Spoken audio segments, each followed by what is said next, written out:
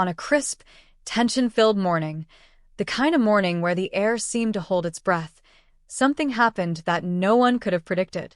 It was the kind of event that would leave a lasting mark on anyone who witnessed it, an event that would ignite a powerful conversation about race, power, and justice.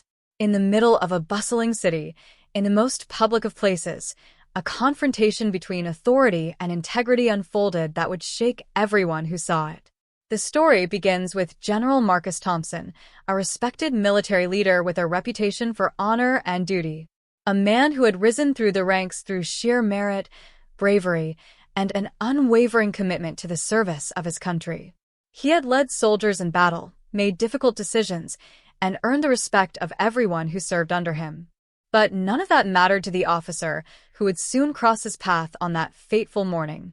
Officer James Mitchell, a white police officer, had never been known for his subtlety or his capacity for understanding the complexities of the world around him. His actions were often driven by assumptions, his decisions were based on what he thought he knew, and his authority was something he wielded without hesitation. On this particular morning, Officer Mitchell had no idea who he was about to encounter. When General Thompson stepped out of his car, dressed in his uniform and carrying the weight of the day's duties, he was simply going about his business, unaware that his life was about to be disrupted by an unjust act of authority. The moment he crossed paths with Officer Mitchell, however, everything changed. What happened next would set off a chain of events that no one could have anticipated. Officer Mitchell, without any clear reason or provocation, stepped up to the general and demanded to see his identification. His voice was firm, authoritative, but lacking in respect. He wasn't asking for information. He was making an assumption based solely on appearances and bias. Thompson, who had earned every badge and title through years of service, found himself being questioned as if he were a suspect rather than the respected officer he was. The audacity of the moment left everyone nearby stunned. The general, ever the composed leader, tried to remain calm. He didn't want to escalate the situation. But as Officer Mitchell pressed on, ignoring the general's explanations and credentials, it became clear that this wasn't about protocol. It wasn't about procedure. It was about something much deeper, something far more troubling: bias, prejudice, and the overwhelming power of assumptions. Onlookers began to gather, their curiosity piqued by the unusual scene unfolding before them. They watched as a man who had served his country honorably, who had commanded respect from those who knew him, was being treated with a level of disrespect that no one could understand. Some stood in disbelief. Others whispered in confusion, unsure of what was happening. But one thing was certain: no one expected what would happen next. As Officer Mitchell continued to demand that the general prove his identity, the situation began to spiral out of control. The crowd started murmuring louder, some even voicing their confusion and outrage at the officer's behavior. It was clear that what was happening was not just about a misunderstanding, it was about something deeper, something more systemic. The officer's actions were based on assumptions, stereotypes, and a dangerous willingness to abuse his authority. But Marcus Thompson wasn't just any person, and he wasn't someone who would tolerate such disrespect without a response. At that moment, the crowd went silent, waiting for the inevitable clash. Would this escalate into something bigger? Would this encounter turn into an all-out confrontation? Or would the general remain calm, as he had done countless times before, and de-escalate the situation with his wisdom and authority? The truth was, none of the onlookers could predict what would happen next. What they didn't know was that General Thompson, despite the disrespect being shown, had one move left that would not only shut down the officer but would leave everyone in the crowd, and those watching from a distance, completely shocked. In a moment of pure, unexpected brilliance, Marcus Thompson did something that no one expected.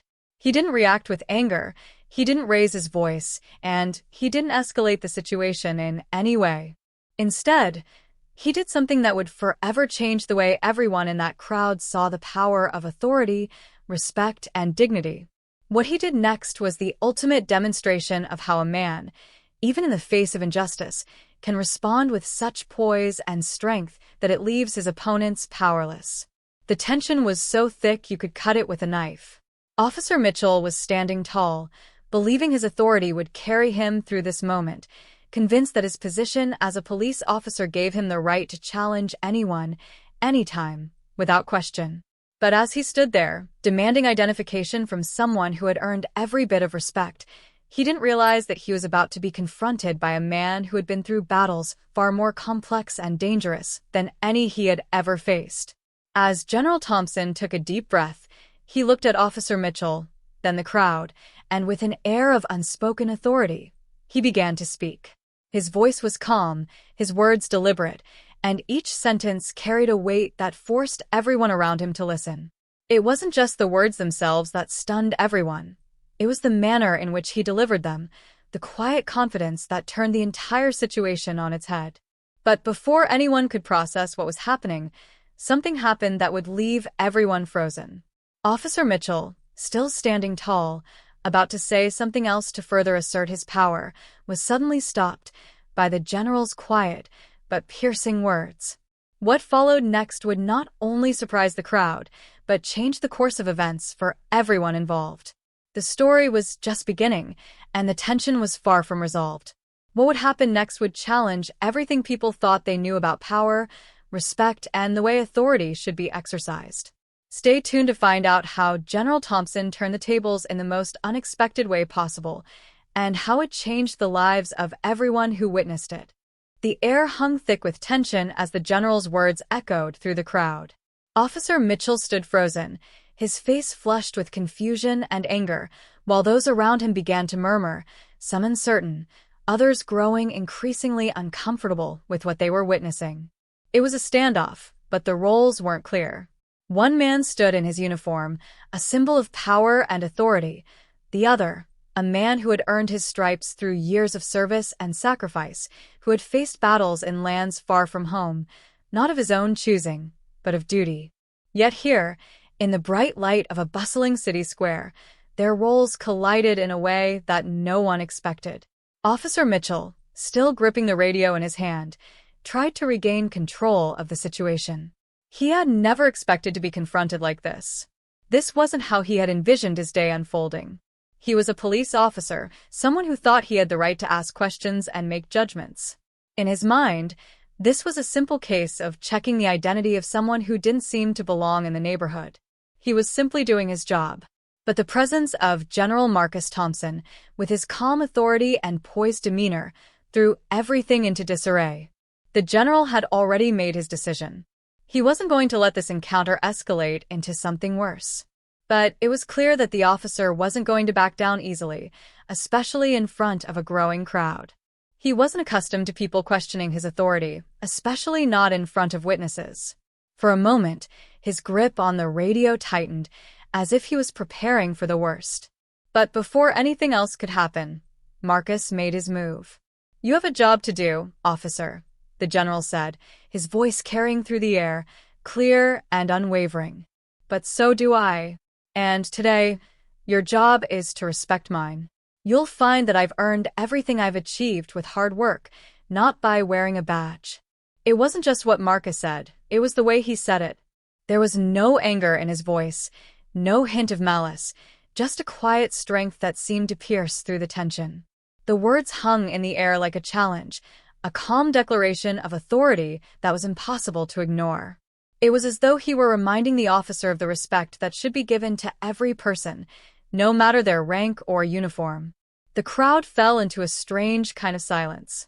Some people exchanged uneasy glances, others began to take a step back, sensing that something deeper was at play here. The officer, who had been so sure of his position just moments before, now found himself momentarily speechless. His face reddened, his posture stiffened, and the air between him and the general crackled with unspoken tension. But Marcus wasn't done. The general knew that he had to make his point. He wasn't just fighting for himself. He was fighting for everyone who had ever been unjustly judged or treated unfairly based on nothing more than their appearance. His entire life had been about pushing back against the prejudices that tried to define him. He had faced these types of challenges before, on the battlefield, in the halls of military command, and even in the hearts and minds of those who doubted him. This wasn't a new battle. It was just a different kind of war. I've served this country, fought for its freedoms, bled for its people, Marcus continued, his voice growing more measured, but still steady. I didn't do that to be harassed by someone who sees nothing but the color of my skin. You want proof of who I am? Ask yourself, what kind of man do you think I am, based on your assumptions? But if you really want to know, you'll have to do something most don't. Look beyond your badge and see the person in front of you. His words were sharp and precise, hitting Mitchell like a physical blow. The officer, despite himself, began to take a small step back, a momentary flicker of doubt crossing his face. But his pride was still strong, and he wasn't willing to back down completely. This wasn't just about following orders anymore. This was about control, about maintaining the narrative that he was in charge. But how much could he control when the truth was staring him in the face? As Marcus stood there, waiting for the officer's next move, a couple in the crowd began to speak. The wife, an older woman with a quiet but firm voice, leaned into her husband. I don't think he knows who he's dealing with, she whispered, watching the confrontation unfold with a mixture of concern and fascination. This man is a general. Her husband nodded in agreement. He's right, though. No one should be treated like this. Not like they're some common criminal, just for the way they look. The bystanders were starting to come around, but Officer Mitchell, clearly on the defensive, still refused to accept the reality of the situation. He was beginning to recognize the gravity of what was happening, but his pride was still in full force. He wasn't going to let his own lapse in judgment define him in front of so many people. His gaze shifted between Marcus and the growing crowd, but the words he wanted to say were stuck in his throat. The silence was deafening now, almost as if the entire world had paused to watch the unfolding drama. No one knew what would happen next. Everyone was holding their breath. Would Marcus keep his composure and leave, or would he push the officer even further? Would Mitchell apologize, admitting that his assumptions were wrong, or would he double down and try to arrest the general, risking the consequences of escalating the situation even more? Just when it seemed like the stalemate would stretch on indefinitely, something unexpected happened. A figure from the crowd, someone who had been watching quietly, stepped forward. It was a teenager, a young black boy, no older than 16, who had been standing at the edge of the group, absorbing the tension. With his head held high and a quiet sense of purpose, he walked up to Marcus Thompson and, without saying a word, offered him a small nod of respect. The teenager's simple action, so full of meaning and courage, sent a ripple through the crowd. It was a subtle but powerful acknowledgement of the general's dignity, a recognition of the strength in his calmness. In that moment, the young boy seemed to embody everything that the general stood for, the quiet strength that came from within, the resilience that only time and experience could forge. Marcus met the teenager's gaze, and for a brief moment, the weight of the world seemed to lift. There was something about the young boy's silent solidarity that spoke volumes. It wasn't just about the words or the confrontation, it was about the silent agreement between them, a mutual recognition of the fight that was still ongoing. Marcus gave the teenager a nod of gratitude before turning back to Officer Mitchell, who now seemed to be realizing the severity of his mistake.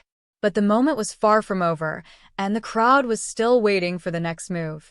The story was far from resolved, and the real question was now, how far would Officer Mitchell go to hold on to his pride, and how far would Marcus Thompson be willing to push for justice in a situation that seemed to be designed to break him? The tension in the air seemed to thicken with every passing second, and it was as if time itself had slowed down. The faces in the crowd were a mix of expressions, some of disbelief, others of silent judgment, a few even whispering to one another, unsure of how to react. But one thing was clear. No one had expected this confrontation to escalate like this. Officer Mitchell, despite his initial resistance, was now visibly struggling to keep control. His hand still gripped the radio, but it felt like it was tethered to a sinking ship. The weight of his actions, the error in judgment he had made, was beginning to sink in. But he wasn't willing to back down, not yet. His pride wouldn't allow it. As Marcus stood there, unwavering, his eyes locked on the officer, it was clear that the general was waiting for him to make the next move. His calm demeanor, the the quiet strength in his posture, was in stark contrast to Mitchell's increasingly erratic movements. There was no question that Marcus could have reacted in anger. With a military career filled with moments of injustice and adversity, he had seen more than his fair share of discrimination. But this moment, here in the middle of the street, wasn't about revenge or even about personal pride. It was about something much bigger. It was about respect. It was about humanity.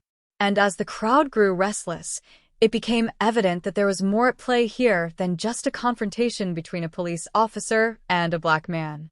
There were layers of history, of systemic injustice, and of personal experiences that were being woven into this very moment. People began to shift their focus, not just on what was happening between the two men, but on how they themselves were complicit in a society that had allowed these tensions to fester for so long. Among the crowd, one young woman, a college student, felt the stirrings of something deep within her. She had been standing in the back, unsure of how to react, but now her resolve was hardening. She had seen the headlines, heard the stories of black men and women unjustly harassed, arrested, and even killed by those who were supposed to protect them. It had never been so personal, never felt so immediate. The scene unfolding before her was a reflection of every injustice that she had read about, studied, and even participated in by staying silent for so long. Her thoughts were interrupted by the voice of the officer. "I don't know who you think you are, but this is how things work here," Mitchell spat, his words dripping with contempt. It wasn't just an accusation anymore. It was a challenge. "You think you can come here, disrespect my authority, and get away with it? You've got another thing coming." The general didn't flinch. His response was calm, but cutting. "I'm not here to disrespect you, officer. I'm here to make sure that you understand the power of respect. You're the one who's been disrespecting me, not the other way around. But if you can't see that, then maybe it's time we start looking at the bigger picture." The officer's face reddened. His fists clenched at his sides, but there was no swing, no blow. Instead, there was just the growing realization that he was losing control. People in the crowd were beginning to voice their opinions, their voices quiet at first, but growing louder with every passing moment. Some shouted encouragement to the general, others looked at Mitchell with disdain. The pressure was mounting, and Officer Mitchell felt cornered, like a man trying to put out a fire with his bare hands. But just as it seemed like the officer might lash out, the unexpected happened. From the other side of the street, a car came to a screeching halt, its tires screeching as it slid into the curb. A figure jumped out, immediately heading toward the crowd. It was a woman, tall, sharp features, her uniform unmistakable. The onlookers parted as she pushed her way through. A few people murmured, recognizing the woman as a respected detective from the local precinct, Detective Emily Harris. Emily had been watching from a distance, her gut telling her that something wasn't right. She'd been monitoring the scene on her shift, and when she saw the crowd start to gather, her instincts kicked in. As she made her way toward the officer, her eyes locked on Mitchell, and there was no mistaking the disappointment in her gaze. She had worked with him for years, knew him well enough to understand his weaknesses. But today, this wasn't about the badge or rank, it was about a much deeper issue. "Mitchell," she said, her voice cutting through the tension. "What the hell do you think you're doing?" The officer flinched as he turned to face her, and for a moment, he looked almost relieved. But that relief quickly turned to guilt when he realized that Emily wasn't on his side. She wasn't there to back him up. In fact, it was clear from the way she carried herself that she was there to rein him in. "You don't know who he is," Mitchell started, his words coming out in a rush. "This guy's trouble. Emily held up a hand to stop him. "I don't care who he is, Mitchell. You don't get to treat anyone like this, not on my watch." Her gaze shifted toward Marcus, who was standing tall, unwavering in the face of the officer's aggression. There was no fear in his eyes, just the same calm authority that had disarmed everyone up until now. "He's a general, Emily," Mitchell muttered, his voice low and hesitant. "A military general. You saw how he's been talking to me. He's trying to embarrass me." "Not everything's about you, Mitchell," Emily replied sharply. Her voice held the authority of someone who had seen enough to know when a situation was getting out of hand. "This is about respect. You think you can just intimidate someone because of who you are? Just because you wear a badge doesn't mean you can push people around. The crowd seemed to hold its breath. Every word that Emily spoke hit like a hammer, shattering any illusions that Mitchell had about the situation. Marcus Thompson wasn't just any man. He was someone who had earned the right to stand his ground. And now, as the detective stood beside him, it became even clearer. This wasn't a battle between a cop and a civilian. This was a moment of reckoning, a moment where the true nature of power, authority, and respect was being called into question. Mitchell's eyes darted between Emily and Marcus. His next move was critical. He had no backup, no way of retreating from this. The realization of what he had done began to settle in, and with that realization came the crushing weight of his own insecurity. He wasn't the only one with power here, and this wasn't just about enforcing the law, it was about the boundaries of human dignity. The crowd, sensing that the officer was on the verge of a breakdown, held their collective breath.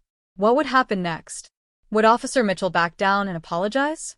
Would the situation spiral out of control? Or would something more profound unfold, forcing everyone to confront the truths they had long avoided? The answers were still unclear, but one thing was certain. The tension wasn't going away anytime soon. The silence that followed felt thick, like the calm before a storm. The crowd, once buzzing with energy, seemed to hold its breath.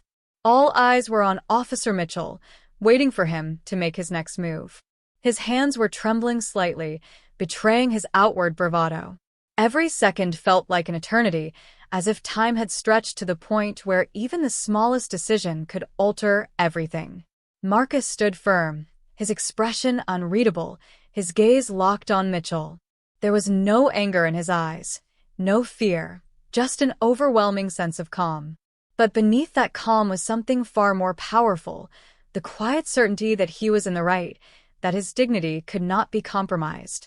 He had seen too many moments of injustice to let this one slide, but he wasn't looking for a fight. He wasn't here to humiliate the officer or anyone else for that matter. This was about something bigger, a system that needed to be held accountable, a society that needed to confront its biases. Mitchell's breath came in shallow bursts as he looked from Emily to Marcus, his mind racing. He had seen his own authority slip through his fingers before, but this was different. This wasn't just some minor infraction. This was a moment that would define him. It could break him or build him up, depending on what choice he made next. The weight of that realization began to sink in, and his face flushed with a mixture of frustration and fear. Emily, standing beside Marcus now, could see the cracks in Mitchell's confidence. She had been on the force long enough to recognize when someone was over their head, and it was clear that Mitchell was drowning in his own arrogance. He had misjudged the situation from the start, and now it was spiraling out of control. "Mitchell," Emily said, her voice steady but firm. "This isn't you. I know you. You've made mistakes, but you don't have to make it worse. Step back. Let's talk about this." Mitchell's jaw tightened, and for a moment, it looked like he might listen. He glanced at Emily, searching her face for some sign of support. But what he found there wasn't reassurance, it was disappointment. She wasn't going to bail him out of this one. He had crossed a line, and now it was up to him to fix it, or to let it unravel entirely. In the background, whispers grew louder, circulating through the crowd. People were exchanging looks, each one seemingly asking the same question. How is this going to end? Would Mitchell take the high road, or would he escalate things further? The atmosphere was electric with tension, and every move felt crucial. Marcus, still calm, took a slow, deliberate step forward. It wasn't a challenge. It was a simple act of moving closer to the officer, to bridge the gap between them, not physically but symbolically. It was a gesture that spoke volumes. It was a reminder that respect wasn't about power. It was about recognition, about understanding that everyone deserved to be seen and heard. But Mitchell didn't see it that way. To him, it felt like another challenge, another push against his already fragile authority. His pulse quickened as he took a step back, his eyes darting around as if searching for some way to regain control of the situation. But no matter where he looked, there was no escape. The people around him were no longer on his side. The realization hit him hard, he was alone in this. And then, Just as the tension reached its breaking point, a voice from the crowd called out, sharp and clear, "You've got no right to treat him like that." The words pierced the silence, and heads turned to see who had spoken.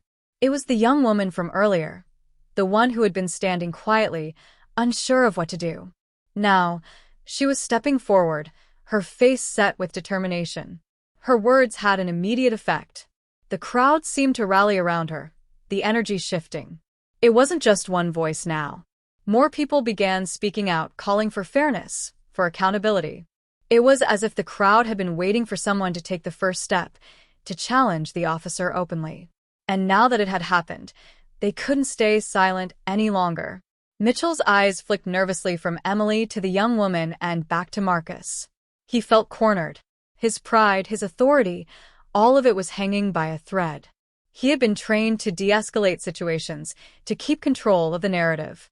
But this was beyond his ability to manage. The more he tried to force his will, the more the situation slipped further from his grasp. The young woman didn't back down, her eyes locked on the officer. "You're a public servant," she said, her voice rising with each word. "You're here to protect, not oppress. And you've failed." A ripple of agreement passed through the crowd, and for the first time in what felt like hours, Mitchell's resolve wavered. He was no longer the one in control. And then, to make matters worse, a voice called out from behind him. "Officer Mitchell, step aside." It was a command, not a request. And it came from none other than the chief of police himself. The chief, a tall, imposing figure, pushed through the crowd, his face set in grim determination. He arrived just in time to witness the unraveling of his officer's control, and it was clear from the way he moved that he wasn't here to offer any leniency. "Sir," Mitchell stammered, his voice faltering as he turned to face the chief. I was just doing my job." The chief didn't respond right away. His gaze shifted to Marcus, taking in the general's calm, the way he stood with unwavering dignity despite the escalating situation. And then, with a quiet nod, he turned back to Mitchell. "You've done more than your job, Mitchell. You've created a spectacle, and not the kind we need." The chief's words cut through the air like a knife. Every person in the crowd felt the weight of those words. Mitchell's actions had led to a breakdown, not just of control, but of respect for the very system he was meant to uphold. For a moment, there was silence once more, as if the chief's presence had temporarily suspended time itself. The tension hung in the air like a thick fog, and everyone was waiting to see what would come next. Would Mitchell be reprimanded? Would the chief take action against him? Or would this just be another moment of injustice swept under the rug? The eyes of the crowd were on the chief now, and the moment seemed poised on the edge of something monumental. The weight of history, of collective memory, seemed to rest on his shoulders. Would he rise to the occasion and bring resolution, or would this moment slip away like so many others before it? As the chief turned to face the crowd, his voice was steady, but there was an edge to it. "This will not stand. We will address this, and we will make it right." The crowd waited. As the chief's words hung in the air, the crowd seemed to hold its breath, waiting for the next move. The tension was palpable, and for a moment, it felt like everything had come to a standstill. But just as the chief was about to speak again, a new voice cut through the silence, a voice that no one had expected. "I'm afraid that's not going to happen." The words came from a figure emerging from the back of the room, stepping into the light. It was someone none of them had seen before, a man dressed in a sharp suit, his face stern and unreadable. The crowd went still, and Mitchell, Emily, and even the chief turned to look at him. There was a sense of recognition in the air, though no one could place it immediately. His presence seemed to charge the atmosphere with even more electricity, raising the stakes of an already volatile situation. The man walked forward with a slow, deliberate pace, his gaze fixed on the chief. "You've been misinformed," he said, his voice cool but commanding. "This incident, it's bigger than you think." The chief's eyebrows furrowed as he took in the unexpected arrival. "Who the hell are you?" he demanded, his tone sharp, but the underlying uncertainty was clear. The man didn't flinch. He stepped forward again until he was standing just a few feet away from the chief. His presence was magnetic, demanding attention, and everyone in the room felt it. "I'm Special Agent Carter from the Department of Justice," he said, his voice steady and authoritative. "And I'm here to ensure that this situation is handled properly, without further escalation." The words landed like a bombshell, and the room seemed to explode in whispers. "Carter? The Department of Justice?" The chief's face shifted from confusion to concern, but his posture remained rigid, trying to assert control over the situation. "This is a local matter. You're out of your jurisdiction." Agent Carter's lips curled into a tight smile. "Not anymore. This is now a federal matter. You've got a serious problem on your hands, Chief." The implications of his words sent shockwaves through the room. The chief's authority was being undermined right before his eyes, and there was nothing he could do about it. He turned his gaze to Mitchell, who stood behind him, his face pale. The officer's confidence had completely evaporated, and it was clear he had no idea how to handle the situation now. Mitchell opened his mouth, as though to protest, but Carter silenced him with a single, cold look. "No more mistakes, officer. This is beyond your reach." For a long moment, no one spoke. The weight of the situation hung over everyone like a storm cloud, the tension thick enough to suffocate anyone who wasn't used to the high-stakes drama unfolding before them. Carter, standing unwaveringly, glanced briefly at Marcus, who had been watching the scene unfold with a sense of quiet understanding. The general's stoic demeanor was a stark contrast to the panic now evident in the officer's eyes. Agent Carter's attention turned back to the chief. "The reason you're going to want to step aside," Carter continued, his voice never wavering, "is because this isn't just about a simple case of misconduct. This is about something much larger. Something that could bring down your entire department." The chief's jaw clenched, his hands instinctively curling into fists as the gravity of Carter's words set in. He had been in law enforcement long enough to understand the weight of what was being implied. Something larger? A scandal? A cover-up? The possibilities raced through his mind, but none of them made him feel any better. "I'm warning you," the chief said, his voice tinged with barely contained anger. "You don't know what you're dealing with here." But Carter was unfazed. "Oh, I know exactly what I'm dealing with, Chief. And I'm prepared to take it all the way." He paused for a moment, letting his words sink in. "This is just the beginning." The air felt charged, and a hush fell over the crowd. The drama that had been unfolding, with all its intense emotions and power struggles, now seemed to pale in comparison to what Carter was implying. What did he mean by "this is just the beginning"? What larger game was he talking about? And how deep did this go? The chief's face paled, and for the first time, doubt flickered in his eyes. He had seen corruption in his years on the force, but the suggestion that it might reach his department or even higher was a new level of terror.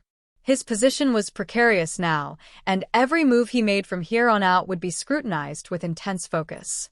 Behind him, Mitchell shuffled uneasily, and even Emily seemed to be caught off guard by the turn of events. But Marcus remained calm, his gaze steady as ever. He was no stranger to high-stakes situations, but this felt different. There was something about the way Carter moved, like a man who had seen and done things most people couldn't even imagine. It was clear that whatever was happening right now was bigger than anyone had expected. The arrest, the confrontation, none of it was about the officer anymore. It was about something far more dangerous, far more entrenched. The crowd, sensing that this moment was a turning point, murmured in hushed tones, exchanging confused and worried glances. Some were worried for the chief, others for Officer Mitchell, and still others felt the pull of the bigger picture that was beginning to unfold. Was this all about a single act of injustice? Or was it something that stretched much further, involving forces none of them could see? Agent Carter turned to face the room once more, and his eyes swept over the people gathered there, the silent witnesses to the unfolding drama. "Make no mistake," he said, his voice echoing in the room, "the truth will come out. No one is above the law." The weight of those words sent a shiver through the crowd. What truth? What law? Everyone was on edge now, desperate to understand what was really happening, but no one dared to speak up. As the tension mounted, one thing was certain. Whatever had brought them to this moment whatever had set this chain of events in motion, was far from over. In fact, it felt like they had only just scratched the surface of something much bigger and much more dangerous. And as Agent Carter's eyes met Marcus's, there was a silent understanding between them, a shared realization that the stakes had just been raised to a level no one could ignore. The room fell into an eerie silence, everyone holding their breath, unsure of what would happen next. Carter's words hung in the air, as if time had momentarily stopped. The chief was visibly sweating now, his face pale and his fists trembling at his sides. For a moment, it looked like he might lash out, but instead, he took a step back, his eyes darting around the room as if searching for an escape. "Do you think you can just walk in here and tear everything down?" The chief's voice cracked, the weight of Carter's words seeming to crush him. "You have no idea what you're dealing with, Agent." But Carter was unmoved. "I know exactly what I'm dealing with, and I'm not here to back down." He paused, his gaze cold and unyielding. "I'm here to expose the truth." For a long, tense moment, the chief and Carter locked eyes. Then, in a flash of movement, the chief reached into his coat pocket. The entire room tensed, unsure of his next move. Was he reaching for a weapon? Was he going to attack? But just as quickly, he pulled out a small, inconspicuous envelope.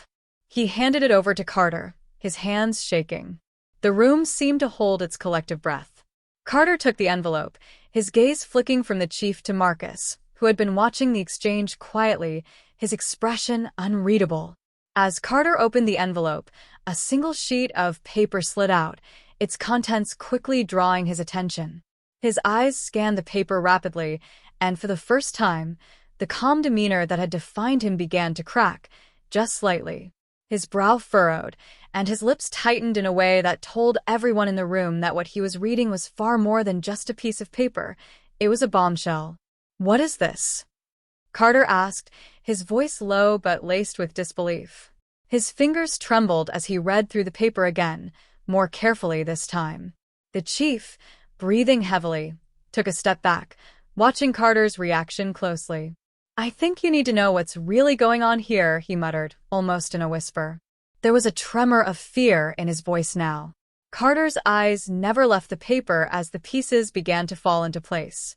The documents in the envelope painted a far darker picture than anyone had anticipated. As he read, it became clear. The corruption that had been suspected wasn't just limited to local officers. It stretched all the way to the highest echelons of the department. And worse yet, it implicated some of the most trusted figures in law enforcement, individuals Carter had once considered allies. His breath caught as he processed the implications of the documents. This wasn't just a rogue officer trying to make a bad arrest. It was a coordinated effort to cover up a vast network of corruption and criminal activity that had been festering for years. It was worse than anyone had imagined, and now it was all coming to light in a single, devastating revelation. The room was tense, but the silence was shattered when Agent Carter finally spoke. "I've seen enough," he said, his voice hardening. "You've been playing a dangerous game, Chief." The chief's face darkened, but he said nothing. His eyes betrayed his fear, and it was clear he was no longer in control of the situation. The balance of power had shifted, and he could feel it. He had underestimated Carter, and now, it was too late to do anything about it. "You thought you could cover your tracks," Carter continued, "but it's all here. All the evidence we need. The lies, the deals, the cover-ups. Everything. It's over." The crowd, who had been watching the exchange in stunned silence, seemed to exhale collectively. The weight of what was happening finally started to sink in. The pieces that had seemed so disjointed were now fitting together, and what had once been a chaotic confrontation was now coming to a slow, inevitable conclusion. But just as it seemed that Carter had everything in hand, the unexpected happened. A sudden, harsh voice cut through the room. "Not so fast." Everyone turned as a figure stepped forward from the back of the room, a familiar face emerging from the shadows. It was someone no one had seen coming, Mitchell, the officer who had been at the center of it all. But he wasn't the same as before. His uniform was disheveled, and his expression was far more intense. There was a wild, almost desperate look in his eyes. I knew it wasn't right, Mitchell stammered, his voice trembling with a mix of fear and anger. But I didn't think it went this far. I didn't think it was this deep. The room fell into complete silence again, everyone staring at Mitchell, unsure of what to make of his sudden intervention. He wasn't an ally to anyone anymore, but he wasn't an enemy either. He was a man caught in the middle of a system that had betrayed him, a system that had used him for far too long. I've been a part of this for years, Mitchell continued, his voice shaking with the weight of his confession. But now I see what's really going on. I see what I've been a part of. He looked around the room, meeting everyone's gaze one by one. And I can't be a part of it anymore. The revelation was enough to send a ripple of shock through the crowd. The officer who had seemed so composed earlier, the one who had tried to make the unjust arrest, was now breaking down in front of everyone. He was a broken man, torn between his duty and the moral consequences of his actions. But there was more to his story, something that no one expected. Mitchell took a deep breath, his eyes locking onto Carter's. I have something else to tell you. Something that'll change everything. Carter's eyes narrowed, his suspicion peaked once more. What is it? Mitchell took a step forward, his voice low but urgent. I know who's behind all of this. I know who's been pulling the strings from the start. It's not just the chief, and it's not just the department. There's someone else. Someone much more dangerous. The words hung in the air like a time bomb waiting to explode. The room was silent again, the tension unbearable. Who? Carter asked, his voice sharp. Mitchell's gaze flicked to the general standing in the back of the room, Marcus's quiet but powerful presence, now a focal point. It's him, Mitchell said, pointing toward Marcus. The room went deathly quiet. What had seemed like an open-and-shut case of corruption within the police department now twisted into something far darker. The implications of Mitchell's words were staggering. If the person everyone had trusted, Marcus, a man who had been seen as a symbol of integrity, was really the one behind it all, then nothing in the room was what it seemed. But before anyone could react, Marcus spoke, his voice calm, but with an edge of finality. You've misunderstood. The twist, unexpected and shocking, left everyone reeling. Was Marcus involved? Or was he being framed? The answers were nowhere near clear, but one thing was certain. The stakes had just been raised to a whole new level, and no one would leave this room the same. The room was thick with tension, the weight of Mitchell's revelation pressing down on everyone. All eyes were on Marcus, who stood motionless, as if frozen by the sudden turn of events. Carter took a step forward, his gaze unwavering. He couldn't believe what he was hearing. The trust he had placed in Marcus, a man he'd admired for years, now felt like it was hanging by a thread. You're accusing me? Marcus's voice was steady, calm, but there was a flicker of something in his eyes, a glint of doubt, perhaps even a flicker of betrayal. He wasn't sure if he could trust anyone in this room anymore. But before anyone could respond, Mitchell stepped forward again, his hands raised in a gesture of surrender. No, I didn't mean it like that. What I'm saying is, Marcus doesn't know everything, okay? He's not the one pulling the strings here. His eyes were wide, desperate. It's bigger than us. It's bigger than the department. The confusion in the room deepened. Carter's suspicion only grew.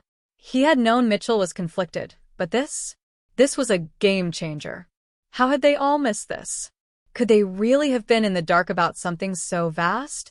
The corruption within the police force was already deeper than Carter had ever thought, but Mitchell was suggesting a far-reaching conspiracy that stretched beyond the department's walls.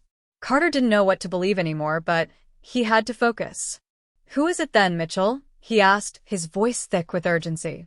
Who's behind all of this? Mitchell shook his head, his face a mixture of regret and fear. You'll never guess it. It's someone you least expect. He took another step back, seemingly too overwhelmed to continue. Carter could feel the pressure building. They were on the edge of uncovering something that could change everything. The system they had believed in, the structure that upheld their city, was unraveling right before their eyes. And then, with a suddenness that caught everyone off guard, Marcus stepped forward. His shoulders were squared, and his voice rang out with an authority that commanded the room's attention. "You're right, Mitchell," he said firmly. "I don't know everything. But I'm not going to sit here and let false accusations ruin everything we've worked for." He looked at Carter, his gaze piercing. "You want to know who's behind this? Look no further than the man standing next to you." There was a stunned silence, and for a moment, Carter thought he had misheard. Was Marcus saying what he thought he was saying? He turned to Mitchell, eyes narrowed. "You're saying it's me?" Marcus shook his head slowly, his expression unreadable. "No, not you. The one who's been orchestrating all of this. It's the one pulling the strings behind the scenes. The chief's close associate, the man who's been feeding him information, manipulating everyone's moves." His gaze flicked to the corner of the room, where an officer had been standing silently, watching the entire exchange. Carter followed his gaze, heart racing. In the corner, a tall figure stepped forward. The room gasped. It was none other than Officer Davis, a veteran officer known for his loyalty to the department, and, in Carter's eyes, a man above reproach. But now, standing in the light of Marcus's words, he looked like anything but the honorable officer everyone had believed him to be. "Davis," Carter's voice was low, a sense of betrayal rushing through him. How had he not seen this coming? The pieces were finally falling into place, but it felt like they were slipping through his fingers.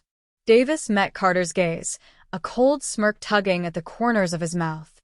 "You didn't think I'd let you take the credit for all this, did you, Carter?" His voice was smooth, but there was a hardness to it. "You're too naive. You've been playing in the same sandbox as all of us, but you never realized you were just a pawn." Carter's mind raced. The revelation was almost too much to process. Officer Davis, a man he had trusted, had been the architect of everything. The lies, the corruption, the cover-ups, it was all him. He had been pulling the strings from the shadows, and they had all been too blind to see it. Davis continued, his tone mocking. "I made sure you all played your parts. It's the way it's always been. But now it's my time. And you, Carter, have just been a means to an end. Did you think you were the only one who had connections? That you were the only one who could expose corruption? No, my friend. This has always been bigger than you." He took a step toward Carter, his expression twisted with malice. "You were never meant to win." The air in the room grew heavy with tension. For a moment, Carter didn't know what to do. His world had just shattered. The weight of betrayal from someone he had considered an ally was almost unbearable. But Marcus, who had been quiet up until now, stepped forward once again. "This is over, Davis," Marcus said, his voice unyielding. "You've been caught, and you're not going anywhere. The system might have been in your hands for a while, but no more." He turned to Carter. "We've got the evidence. Everything you need to bring this to an end." Carter's pulse quickened. This was it. The moment of reckoning had arrived. The man who had been behind all of it was finally exposed. Davis's grip on the department was loosening, and it felt like the first real chance at redemption they had. The confrontation in the room was far from over, but Carter felt a sense of clarity. For so long, it had felt like everything was a tangled mess of lies, but now, it was all making sense. Davis's role in the corruption was undeniable, and with Marcus's help, Carter knew they had the leverage they needed to take him down. Davis stood there, a dark expression on his face, but his confidence was fading. He could sense it too. His time was up. His empire was crumbling. "You won't get away with this," he hissed, his eyes narrowing. "You've underestimated the system," Marcus said, his voice like steel. "It's not just about power. It's about integrity. And we're taking that back." With those final words, Carter knew the fight wasn't over, but it was beginning to turn in their favor. The darkness had been exposed, and the light of truth was shining through. As the room began to empty, Carter couldn't help but feel a sense of pride. They had taken down one of the most dangerous men in the system, but the battle was far from won. There was still more to be done, more corruption to root out, more truth to uncover. But one thing was certain. This fight for justice was far from over, and they had just taken the first major step toward reclaiming their city.